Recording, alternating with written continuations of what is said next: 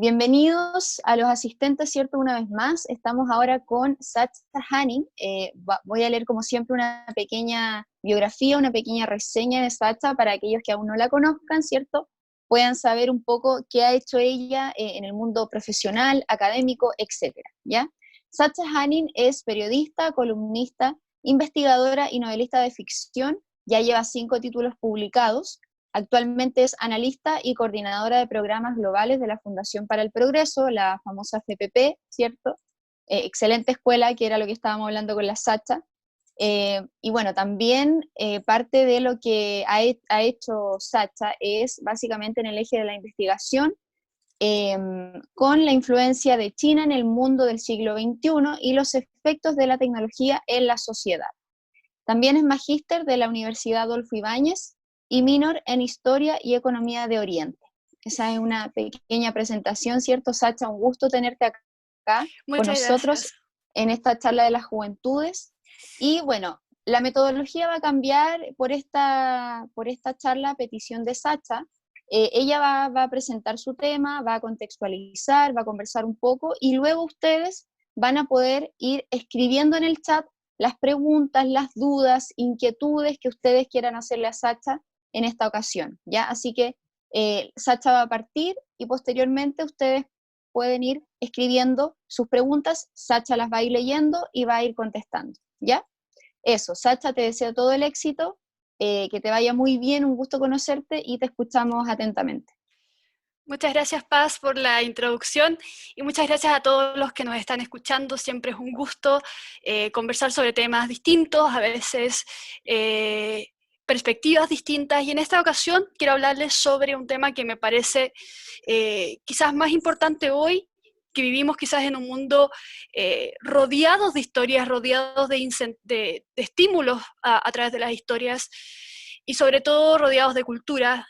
Y creo que es un buen momento para que todos ustedes también empiecen a conocer qué perspectivas existen sobre este tema y cómo podemos utilizarla también a nuestro favor. Normalmente se habla de la cultura como algo peligroso, como algo que se utiliza para manipular a la gente, y creo que es una perspectiva que tiene que ser revisada, porque la cultura en general efectivamente influencia, pero no todo influencia es propaganda y no toda la propaganda es cultura, ¿no?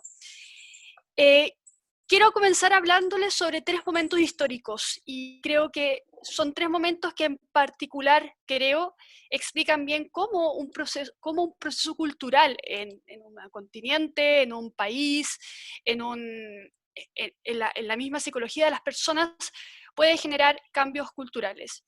No tengo que hablar de los grandes clásicos como la Ilíada o la Odisea para que entendamos que las historias son algo que ha acompañado al ser humano desde el inicio de su camino, ¿no? Las historias van y el ser humano aprende a través de historias, por lo menos aprendía a través de historias hasta hace muy poco, y las historias también configuraban las realidades hasta cierto sentido.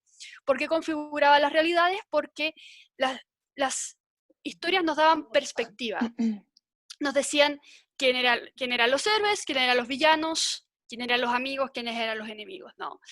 Y también nos decían contra qué cosas podíamos luchar, contra qué monstruos podíamos luchar, y también contra qué destinos estábamos condenados a enfrentarnos. Y de ahí nace finalmente todo lo que es la tragedia griega, ¿no? Entonces, el primer evento, el primer punto histórico para explicar un poco la historia o la relación de la cultura con el sentir político es la Grecia occidental, la cuna de la civilización occidental. Si la cuna de la política y la cuna de la civilización occidental transformaban la realidad a través de historias, es de entender que la cultura ha seguido al ser humano en su identidad a través de la historia, ¿no? El segundo punto histórico en el que nos vamos a detener es el siglo XVIII en Europa. Europa había tenido varios, digamos, una época oscura que duró casi 1000 años, según algunas personas no fue tan oscura, podemos debatir eso después, que fue la Edad Media.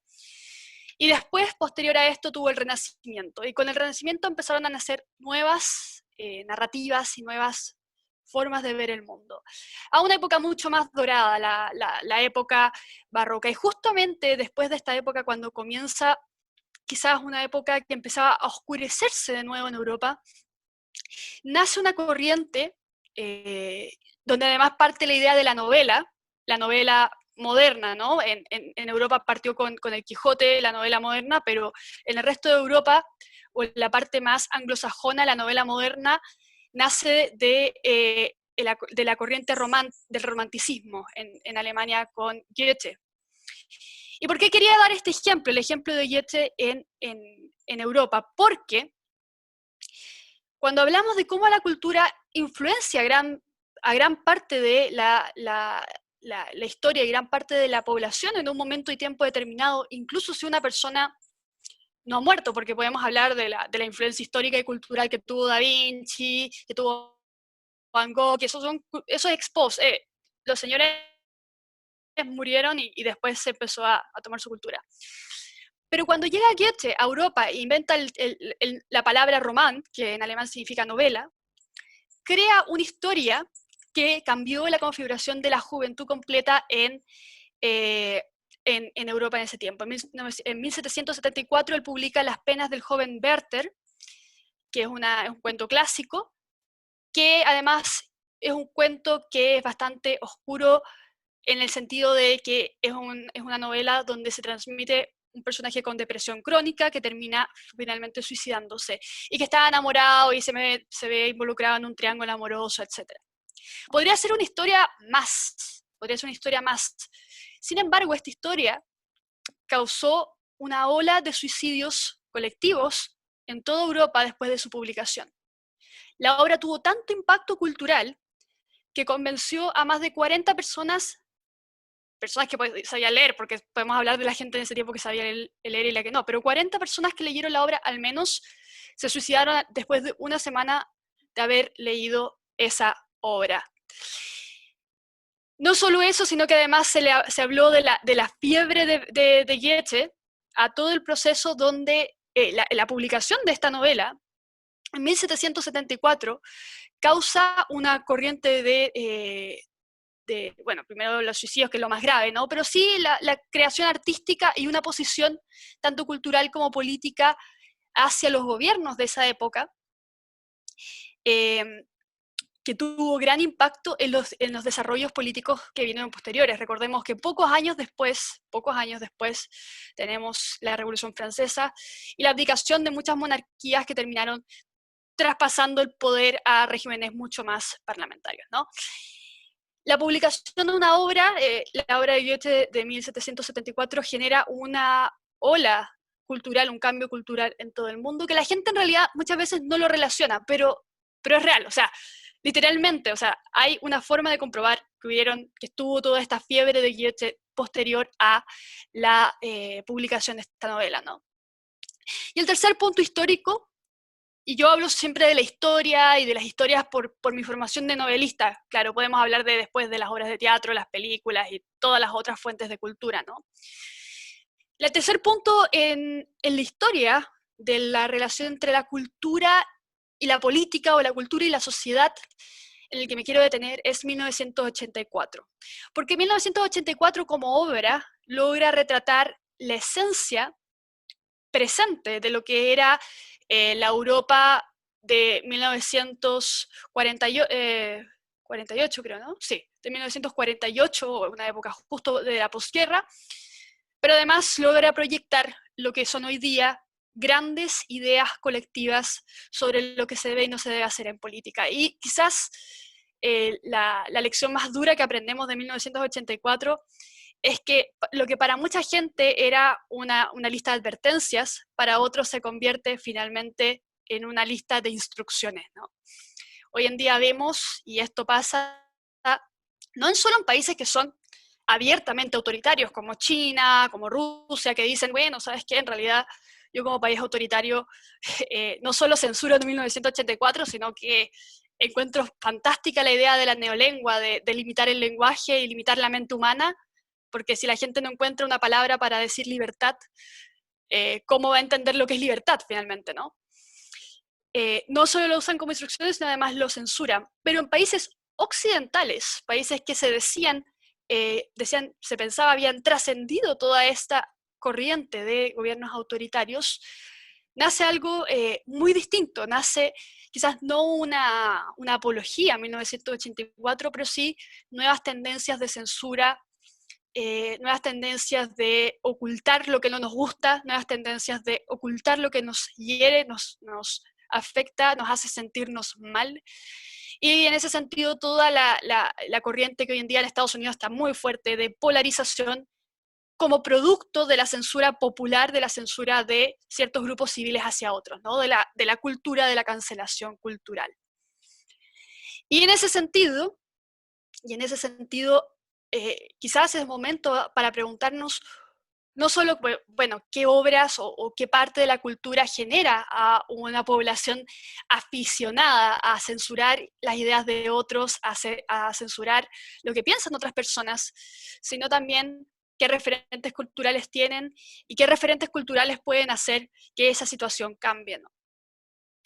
Hoy en día, en la época moderna, tenemos muchísimos más fuentes de conocimiento cultural.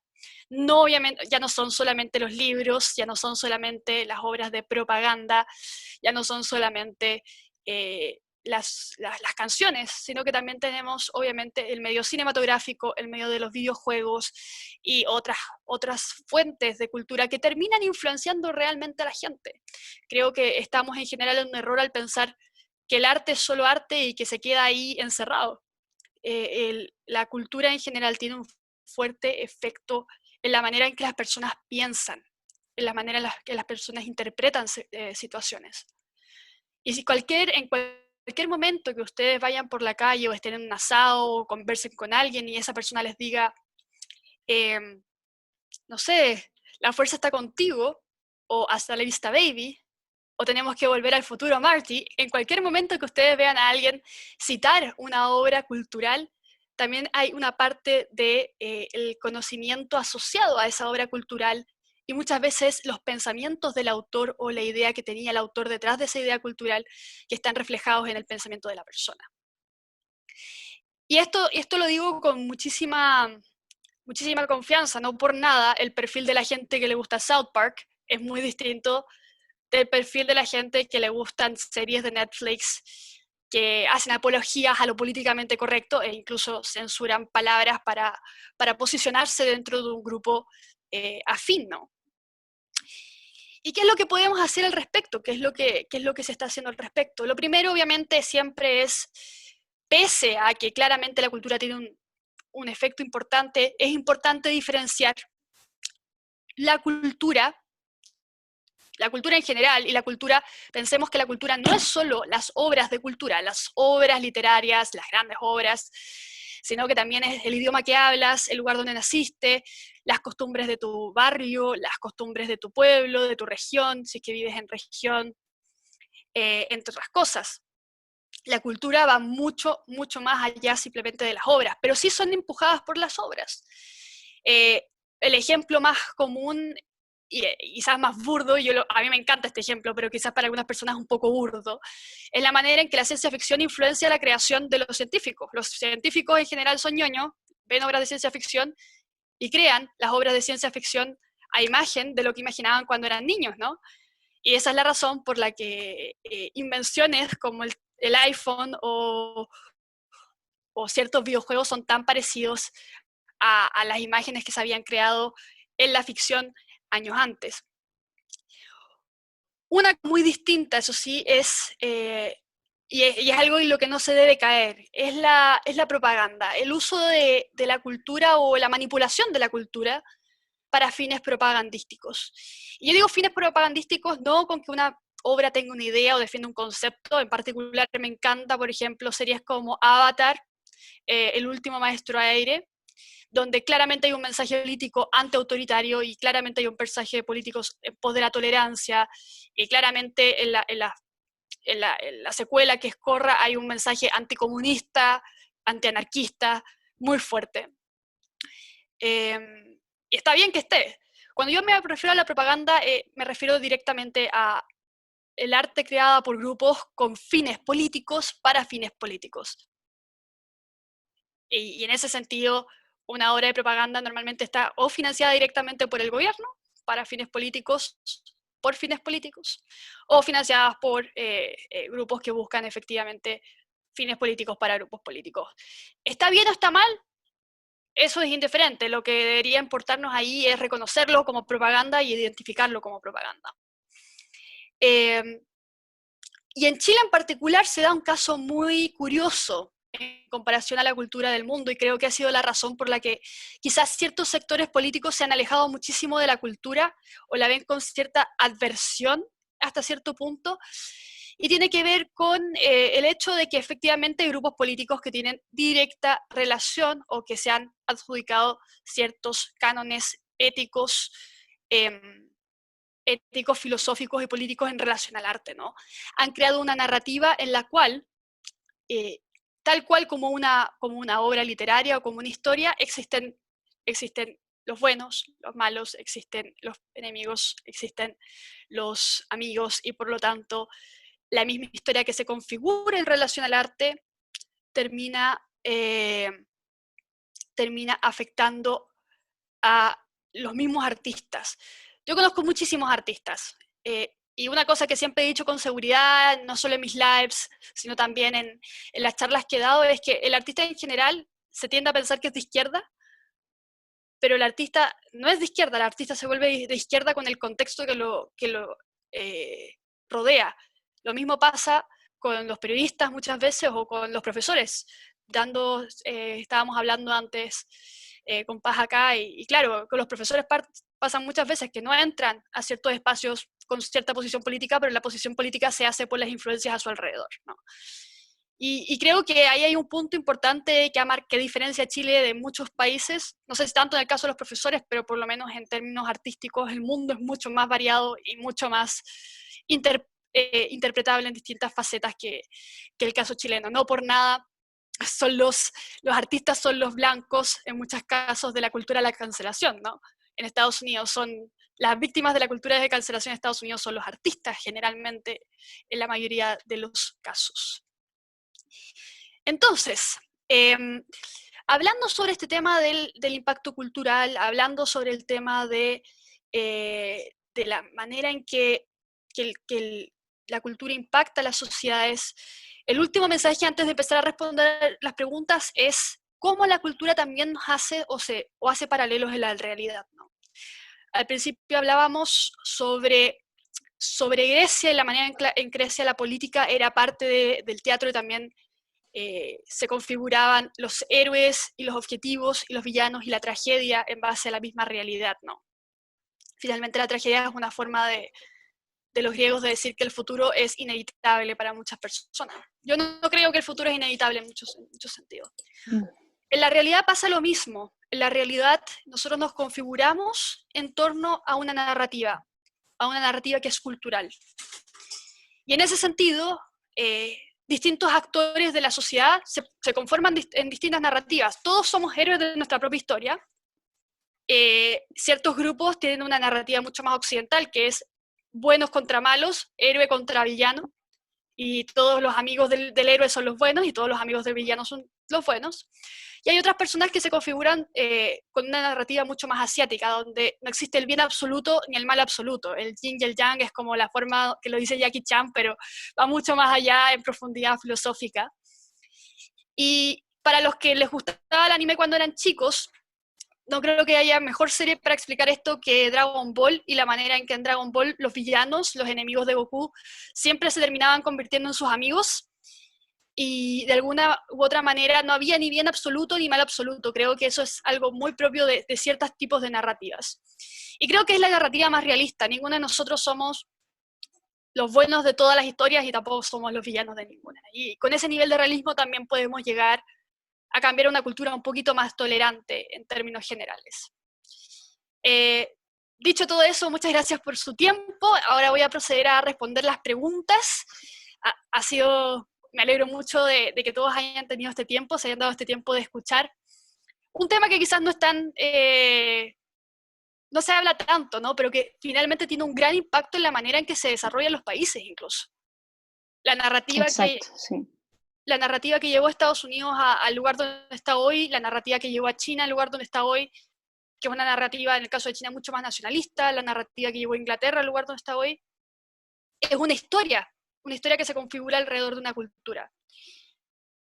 Y en ese caso voy a pasar directamente a la pregunta de Bastián Fuentes, que es la primera que tenemos, que dice, en base al cambio gradual que se da en una sociedad, ¿qué deparará para Chile en el que lamentablemente muchos se ven guiados más hacia el libertinaje que la libertad?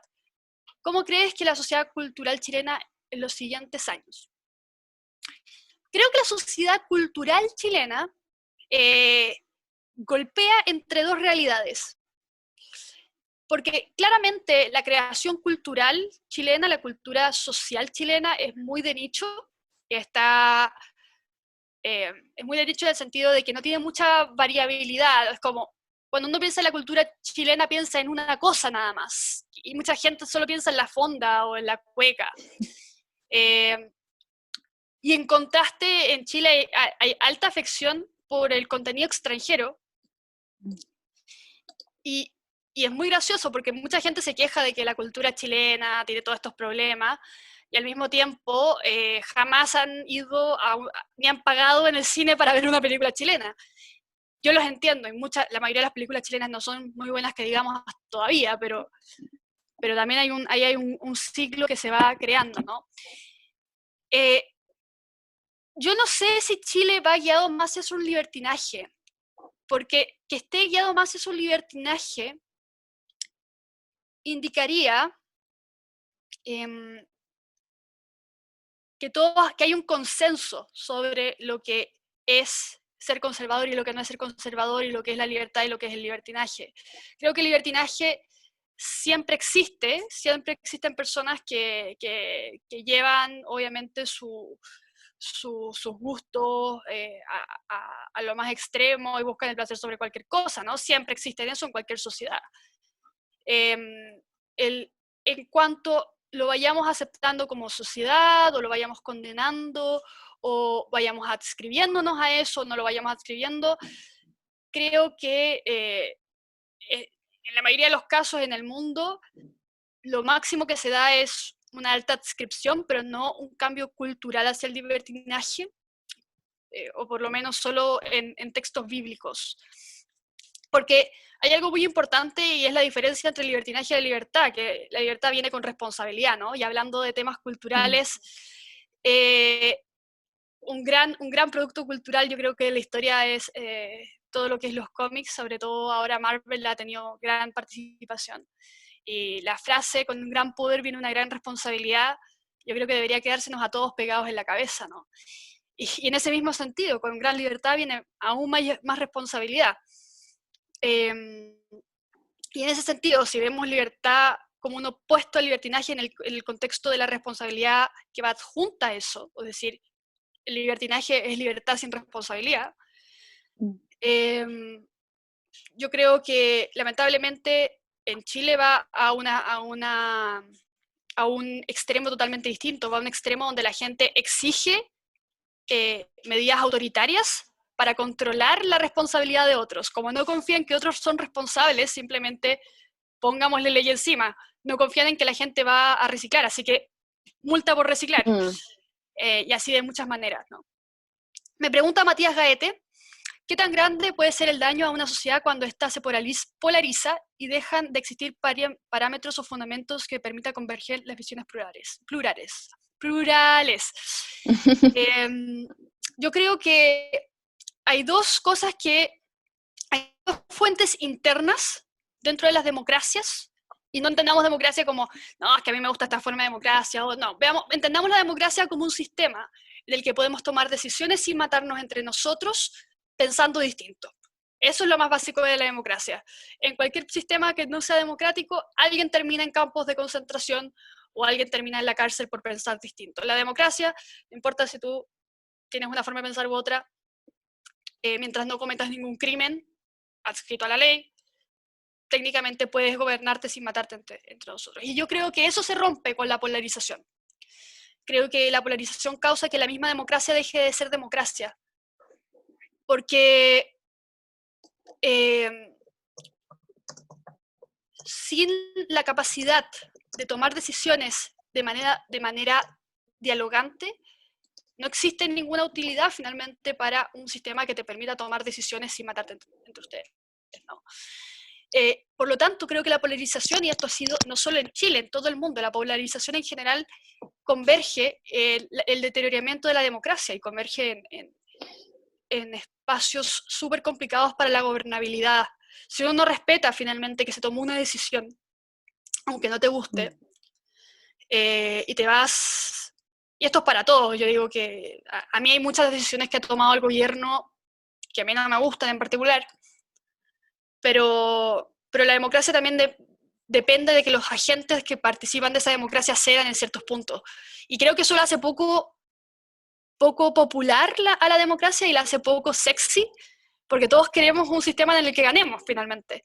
El problema es que el sistema donde ganamos, hoy ganamos y mañana perdemos. Y cuando perdemos, las consecuencias no son simplemente que pasas 4 años con un tipo que no te gusta en el gobierno, son que pasas 20 años siendo perseguido por el gobierno.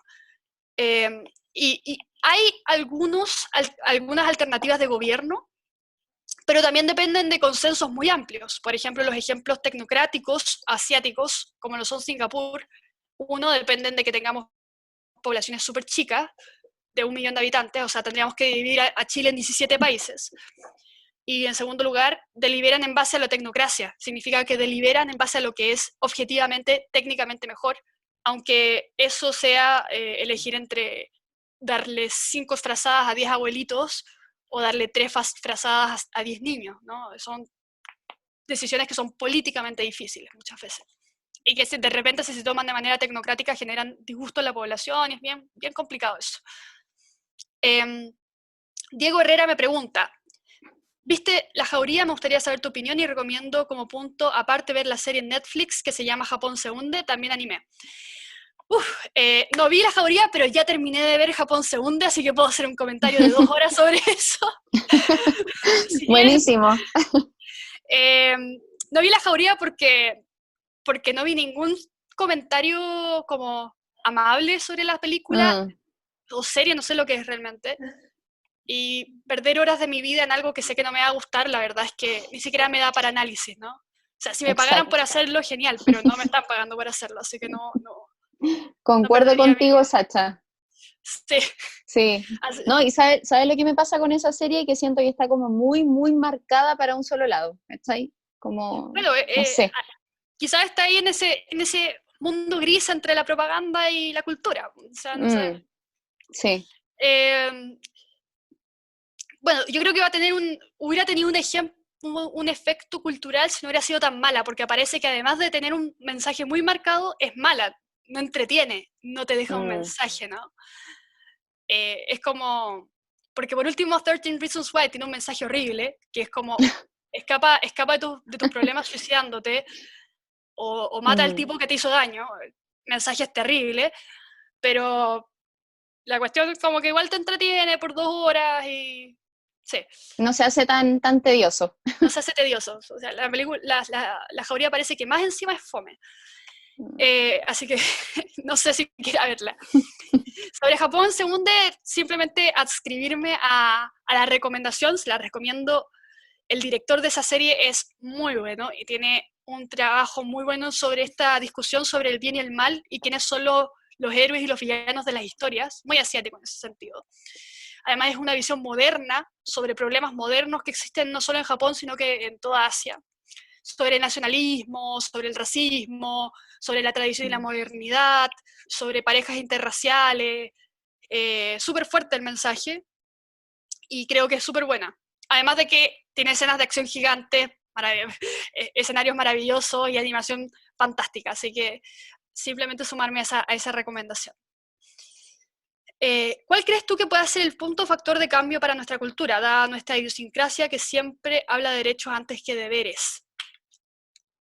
Yo creo que hay cosas generacionales que marcan fuertemente la manera en que la gente ve los derechos y deberes. Nuestra generación es una generación que no ha tenido que vivir ninguna guerra significativa, ninguna hambruna significativa y ninguna crisis significativa. Ni siquiera nos pegó la crisis del 2008. ¿Cómo seremos de no haber pasado ningún desastre? Que lo más terrible que nos ha pasado ha sido el terremoto del 2010, que claramente fue terrible, pero fue un desastre natural que no tuvo causas políticas ni causas humanas, ¿no? Esos traumas generalmente hacen sociedades más responsables y es terrible que tenga que ser así. Yo creo que en ese sentido la frase quienes olvidan su historia están condenados a repetirla es terriblemente, terriblemente epifánico en muchos sentidos. Me ha pasado que cada vez le encuentro más razón, gente que ve, que aplaude, por ejemplo, lo que está pasando en Chile para un lado o para otro, toda manifestación de violencia, como si no fuera meramente comparable a lo que pasó en Alemania en los años 30, antes de la llegada de Hitler, o en otros países donde realmente la polarización terminó en autoritarismo súper fuerte. Y muchas veces autoritarismos votados por la misma gente, que terminaron siendo terribles y terminaron en cosas peores, ¿no? Y en ese sentido creo que ese como cultura de los derechos y los deberes nace de una generación súper traumada por la Segunda Guerra Mundial, súper traumada por después la Guerra Fría. O sea, en la Guerra Fría literalmente en cualquier momento estallaba un conflicto entre potencias gigantesco, entonces todos tenían que ser medianamente responsables. Y hoy en día no habíamos tenido que enfrentarnos a ninguna cosa de ese tipo. Y esto yo creo que la pandemia nos va a hacer mucho más conscientes y mucho más responsables en muchos aspectos. No solo por la pandemia en sí, sino que ahora probablemente viene una crisis económica importante que nos va a hacer sentir de verdad lo que es vivir en un país con muchas menos libertades. Yo creo que ya estar encerrados nos muestra lo que es, nos da como una pastilla, una píldora de qué es realmente vivir sin ningún tipo de libertad. Y que te pidan un permiso para salir de tu casa. O sea, es distópico, es estar en una obra de ficción, en muchos sentidos. Y Sí, no veo que esté pasando en Estados Unidos, pero sí veo que... ¿Cómo se llama esto? No veo qué está pasando en Estados Unidos, siento que Estados Unidos como que entró en un espacio de catarsis, pero también hubo un espacio hubo en la cultura woke, que está tirando estatuas y todo eso. Por otro lado, también está siendo una cultura mucho más responsable que de toda esta gente que está de verdad dándose cuenta de lo terrible que es andar censurando a la gente porque piensa distinto, ¿no? En cuanto a las responsabilidades personales, yo creo que eso solo se genera a través de la educación. Si tú tienes gente a la que educas sabiendo que nada de lo que hace tiene consecuencias, y esto es para la gente que tiene mucha plata y no tiene consecuencias por nada, y la gente que quizá depende de algún tipo de asistencialismo, estoy hablando de modelos económicos incluso. Si tienes gente que no tiene consecuencias por nada de lo que hace, ¿cómo puedes pedirles responsabilidad? Nunca han tenido que enfrentar una responsabilidad en su vida. Si una persona atropella a alguien y porque su papá tiene plata sale libre, ¿cómo le pides responsabilidad a una persona así? Y de la misma manera, si una persona, un padre, deja a sus hijos votados y se vuelve un borracho, pero sabe que a los hijos los va a cuidar el Estado y nunca ha tenido que hacerse cargo de esa responsabilidad, ¿cómo le puedes pedir a esa persona que tenga algún tipo de responsabilidad contra la gente? Entonces, hay un tema en la educación y en la responsabilidad efectiva que yo creo que quizás falta en Chile y que falta a nivel transversal, porque en Chile la persona que tiene más plata se puede saltar un disco padre y sacarse una multa, y la gente que quizás es más humilde también puede hacer, de alguna manera, eximirse de ciertas responsabilidades amparado por su situación socioeconómica, ¿no? Así que eso, creo que la educación es súper importante. Me pregunta así es. Diego Herrera si en mi última novela hay algo implícito que podríamos llamar liberal. Yo creo que si la persona que escribe es liberal, es obvio que lo que escribe va a ser liberal. Es imposible, yo creo, que desapegar al autor de su obra, en ese sentido. Y no es como que yo ponga así como libertad, libertad, libertad, que quizás es muy burdo y que cualquier persona que no piensa como yo podría verlo y decir, sabes que esta cuestión no me gusta, simplemente. Pero hay detalles, yo creo, que marcan mi pensamiento y que tienen que ver con mis convicciones más que con mi ideología. Y lo explico de esta manera. Hay detalles, mi novela se trata sobre viajes en el tiempo, sobre una persona que puede viajar en el tiempo accidentalmente a través de los sueños y que tiene que decidir si cambiar o no la historia. En esa decisión de cambiar o no la historia, se da cuenta que antes que ella había una orden de personas que manipulan la historia, que cambiaron, que tergiversaron la línea temporal a su beneficio. Entonces ella se encuentra con esta pregunta, es decir, ¿cambio la historia para volverla a su ritmo original, sabiendo que estoy finalmente quizás destruyendo vidas humanas? No sé. O dejo que este grupo que controla el espíritu humano lo siga haciendo, porque finalmente lo que ellos hacen es crear monumentos, crear símbolos históricos para mantenerse en el poder en distintos países. Eso es lo que hacen. Los deltas rojos, que son los que persiguen a esta protagonista, lo que hacen es perpetuarse en la historia, cambiando la historia a su voluntad.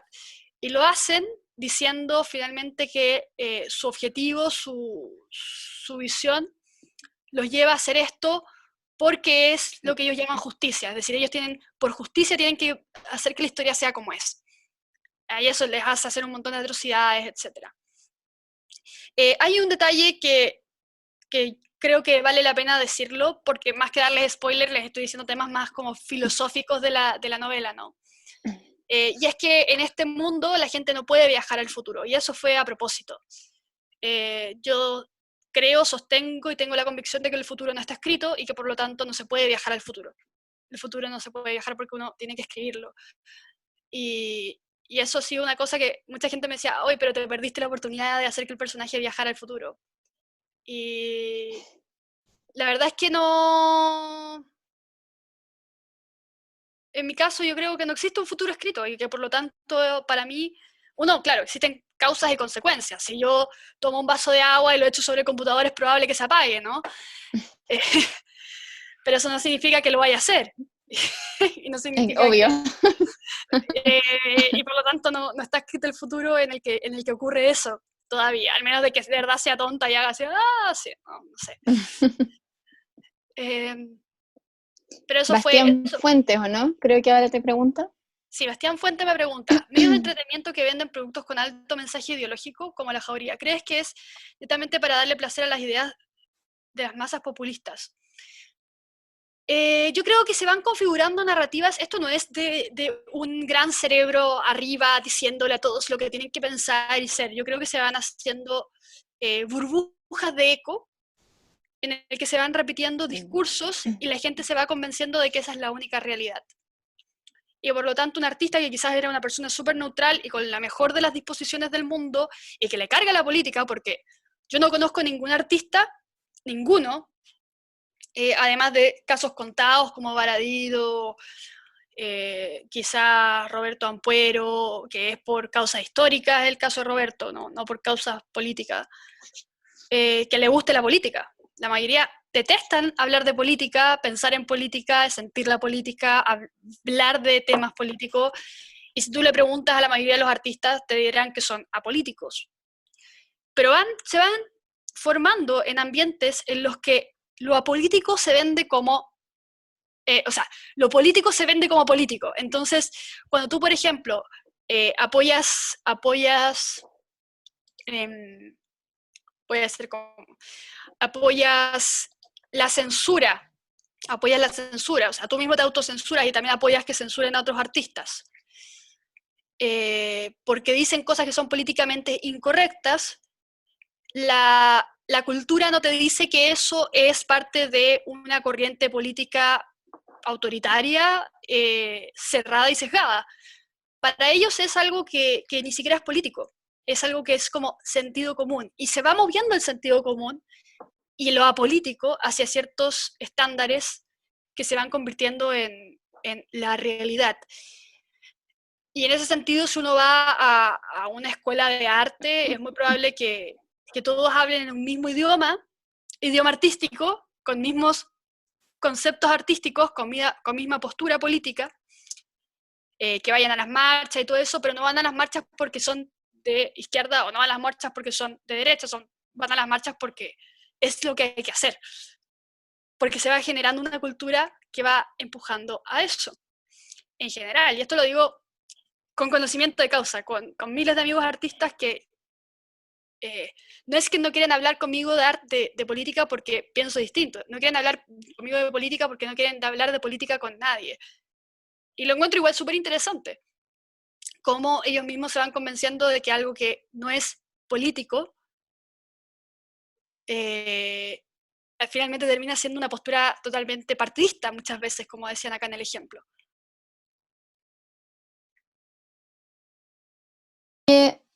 Sacha, ¿me escuchas, cierto? Sí, te escucho. Bueno, quería hacer un pequeño comentario, porque tú estabas hablando de esto de los viajes en el tiempo, etcétera, y hace muy Sí, poco vi una película que me pareció muy entretenida, se llama Ha vuelto, es una película alemana que salió como en el 2016, no sé si la viste, sí la pero se vi. supone que Hitler vuelve a la época, digamos, contemporánea, ¿cierto?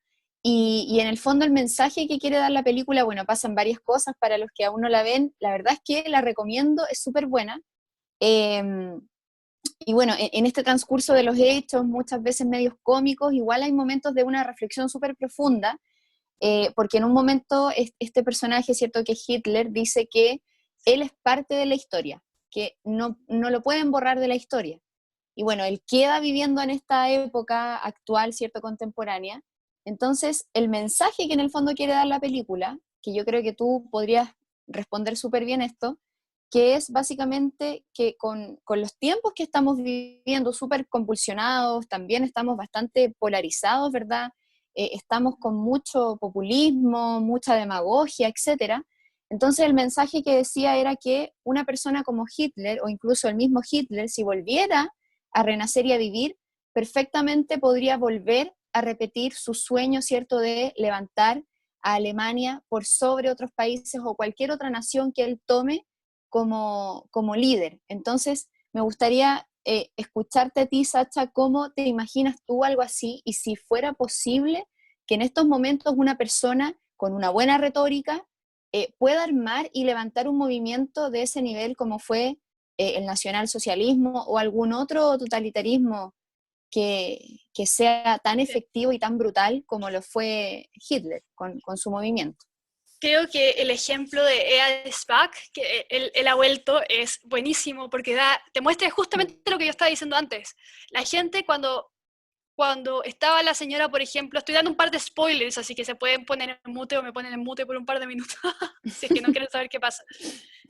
Hay un momento en esa película donde este tipo, que todo el mundo pensaba que era un actor que se había metido en el personaje de Hitler, Exacto. eh, está hablando con una señora del campo.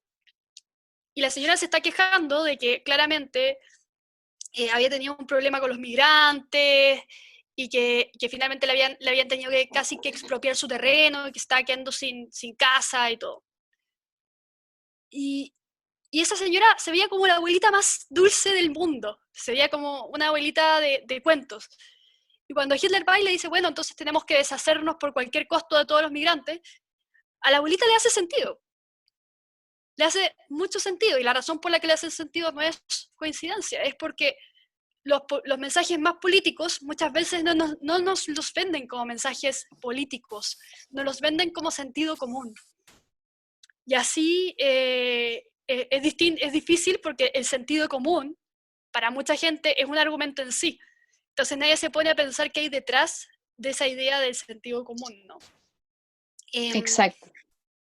el caso de Hitler, eh, en el caso de Hitler es un contexto histórico distinto, con una crisis económica y una inflación del porte de Venezuela en Alemania, eh, pero lo que sí creo es que cuando hay momentos de inestabilidad, cuando hay momentos donde la gente se siente a la deriva, de incertidumbre, de miedo, la gente busca seguridad, esté sustentado o no. Y si viene alguien ofreciéndole no solo seguridad, pero también que van a recuperar algo que sienten que perdieron, En el caso de que, en el caso de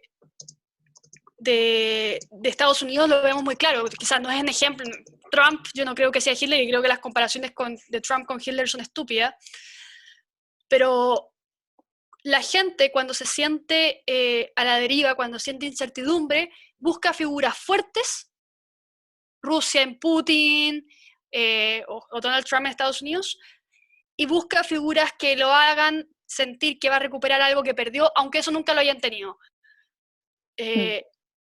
Estados Unidos siempre ha sido un país en conflicto, siempre ha tenido conflictos, siempre ha tenido riots.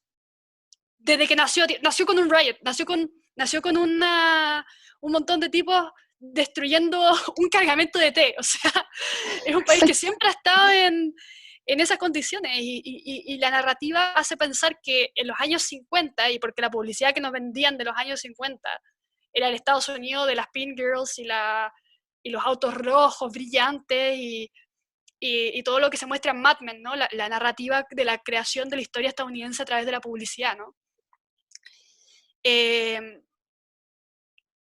Creo que en ese sentido quizás no veamos Hitlers, porque el contexto es distinto, y porque la gente le tiene miedo a la palabra fascismo. O sea, bueno, hay algunos Pero que dicen fascismo como un insulto, ¿cierto? Pero ni siquiera sí, entienden quizá el contexto de la palabra, es como, quizás no lo no entienden, sé. pero no hace falta que digamos que es fascista. El tipo puede decir, soy eco transhumanista, y al final es la misma cosa con otro nombre. Si al final los nombres son estimaciones nominales. Corea del Norte es una democracia según sus estándares y se dicen a sí mismos democracia y se llaman Claro. República Democrática de Corea, ¿no? O sea, yo los nombres yo no les creo y por eso tampoco le creo a Sí. los países que se dicen a sí mismos democracia. Y en ese sentido, siempre digo que un país está a una reelección forzada de convertirse en un autoritarismo. Bolivia estuvo ahí a una reelección forzada. Voy a solo responder la pregunta de Sebastián, que dice si Deltas, mi libro, está en Busca Libre. Todavía no está listado en Busca Libre, pero está subiéndose, porque obviamente está el tema del bodegaje y con todo el tema de la pandemia está difícil el tema logístico. Pero sí está listado en línea, que es como la competencia de Busca Libre, y ya está listo para comprar en línea, y también lo pueden comprar, está disponible para comprarlo en formato digital en Barnes Noble, en Amazon, en Kobo, en Smashwords, en todas las cosas digitales que existen está disponible por si quieren la versión digital. Sin embargo, la versión física está disponible por Linio, Linio, que es de Falabella y que es exactamente lo mismo que Busca Libre y de hecho creo que llega un poquito antes. Oye, Sacha, ¿ese Deltas es tu último libro? ¿O sí o no? Espero que no sea mi último libro. No, pero de los que has Sí, sacado últimamente. sí, ese lo empezó a venderse el 1 de agosto. Ujú. ¿Se escucha? ¿Se escucha? Sí, sí, te escuchamos. ¿Aló? ¿Me escuchan? Sí. Ah, no, ¿Me a lo confirman? mejor sí, sí te escuchamos, pero quizás tú Perfecto. no escuchas Sí, o no. ¿Me escuchas a perfecto, se mí? escucha, sí, ahí me dicen que se Sí, escucha.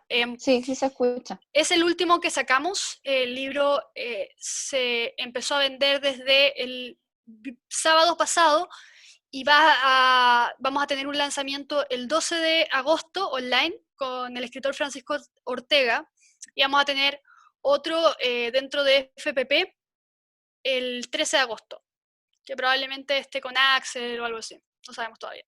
Así que atentos a Buenísimo. eso. Bueno, todos invitados, ¿cierto?, a asistir a ver Por tu supuesto, todos publicación. invitados. Oye, chiquillos, bueno, ¿alguna otra pregunta, inquietud, reflexión que quieran hacer acá por el chat, ¿cierto? Para que la Sacha pueda ir contestando.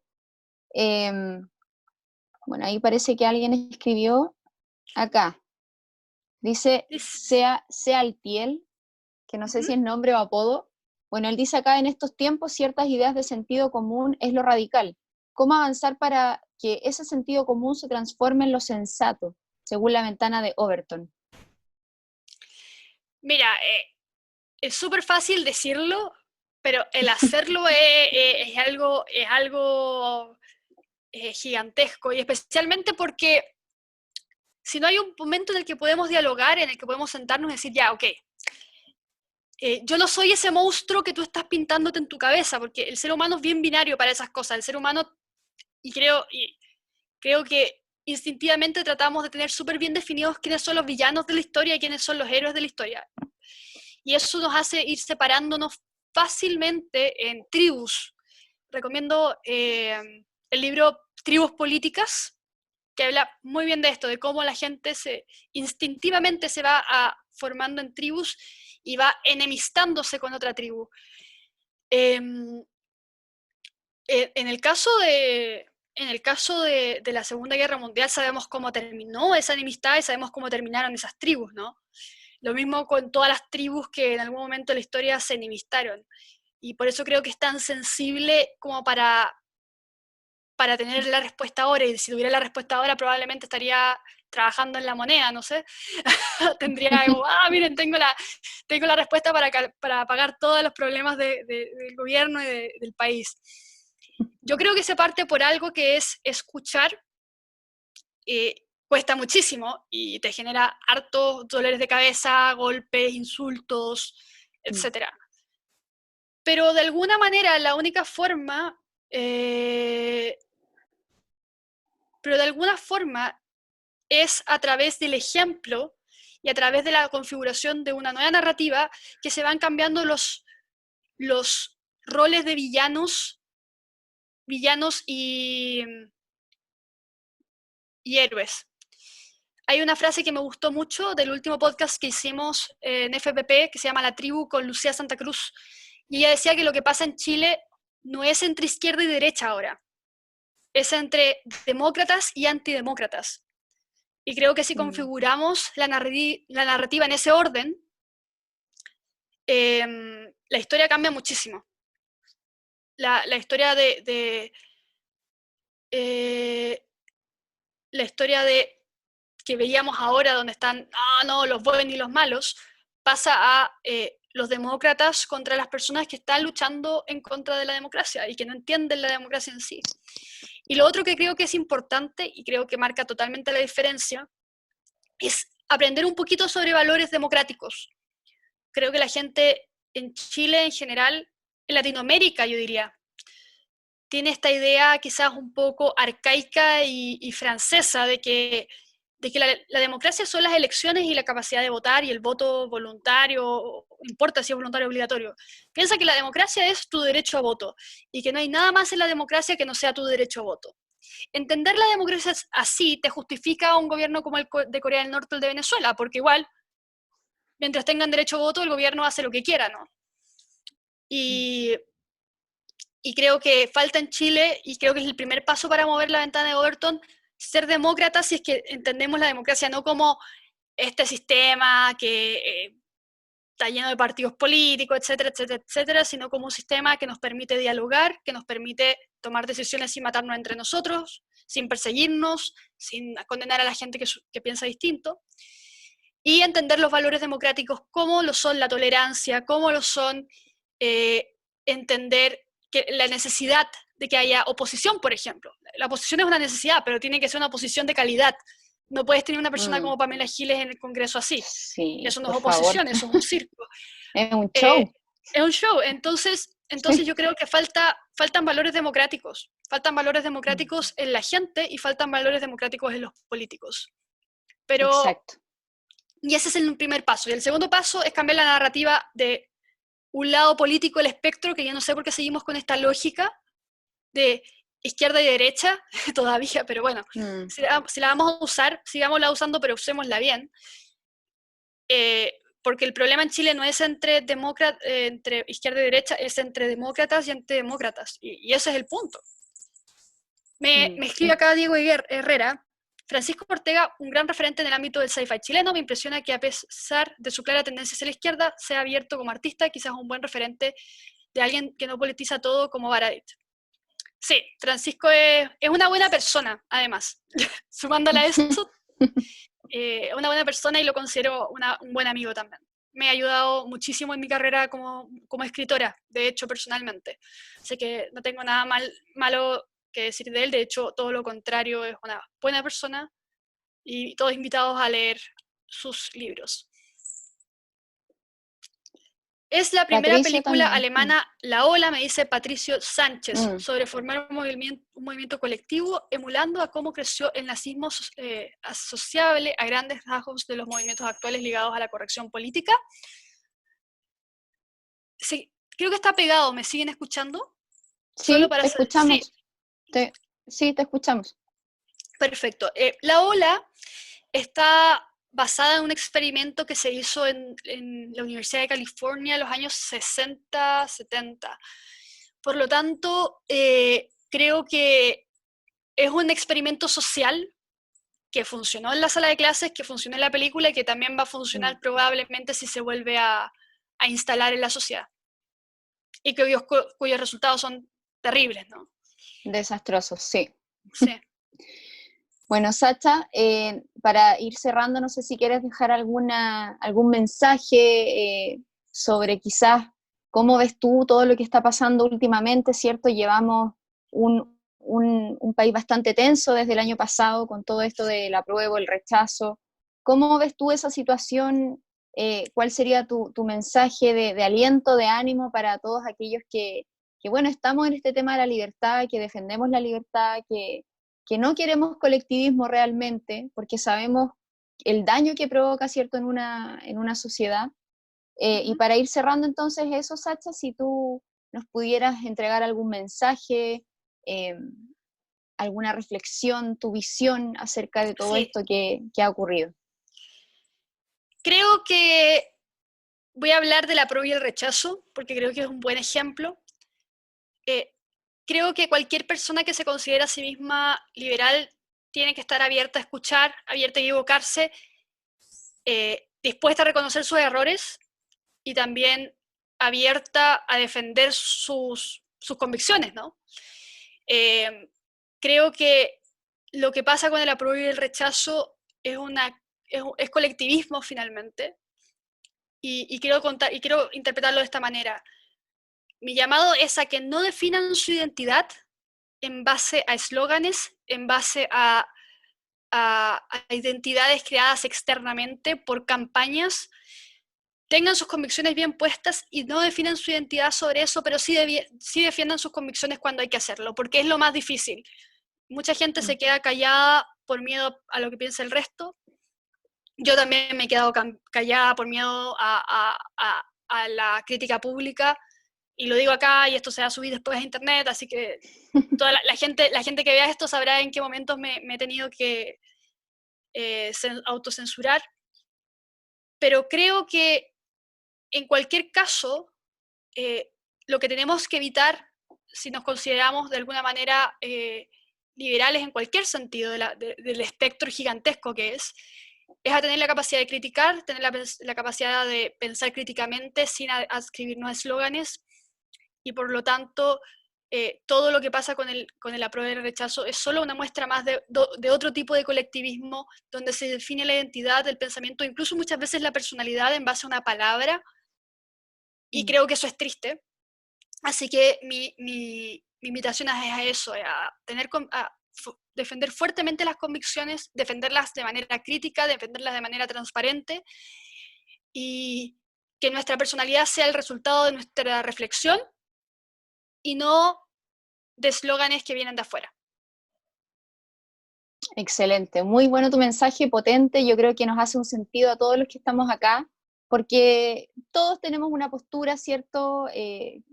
Y bueno, lo que tú dices de defender, ¿cierto?, las convicciones, los ideales de cada uno, yo creo que eso es muy valiente también de hacerlo, cuidarse, ¿cierto?, del tema a veces hay que evitar quizás ser tan transparente porque también estamos en una sociedad que castiga, poco más te ponen ahí como para lapidarte, ¿cierto?, porque dijiste algo contrario a las masas, entonces Sí, son momentos bien, bien álgidos, bien tensos, pero yo creo que cada charla también nos sirve un poco para irnos con un mensaje, para irnos con una reflexión. Y mira, acá la última intervención también es Sealpiel para que no quede con esa sensación de que no se respondió. Mira, acá dice, hablaste de valores democráticos y principios como base para mover esa ventana hacia el relato de la libertad y cómo haces eso en una sociedad con un comportamiento nihilista. Difícil tarea, dice acá Eh, Sealpiel. Creo que tenemos un pensamiento equivocado en la vida, en general, y creo que la educación es gran ejemplo. No porque algo sea difícil es indeseable, simplemente es difícil. Difícil no es contrario a indeseable. Entiendo. Eso para ir cerrando ahí lo que preguntaba él, ¿cierto? Sí, Perfecto. Sacha, un gusto tenerte acá. Nosotros ya vamos a ir cerrando y bueno, como siempre, Sacha, nosotros cerramos con una foto de las personas que asistieron, así que empiezan a activar sus cámaras, chicos. Agradecerte, Sacha, como siempre, muy, muy crítica también, muy certera en varios comentarios. Así que espero quizás en alguna otra ocasión volverte a ver por acá cuando quieran. y vamos a estar ahí pendiente de la publicación de tus libros, te deseamos todo el éxito en ese sentido, ¿ya? Así que, Ujú. bueno, voy a tomar la captura de pantalla, chiquillos, para que activen las cámaras y vamos a ir entonces finalizando. Espérenme un segundito, ya. Ya, chicos, activen sus cámaras a la 1, a las 2 y a las 3. Bien, ahí tomé entonces la captura. Sacha, un gustazo. Muchas gracias por la Eh, invitación. y esperamos verte pronto por acá. Que te vaya muy bien. A ustedes igual, chiquillos, nos vemos pronto en otra charla. Un abrazo a todos. Cuídense harto y muchas gracias, Sacha, por tu tiempo y tu buena onda para las juventudes. Gracias a ustedes por la invitación. Chao, chao, que estén muy bien. Cuídense. Chao.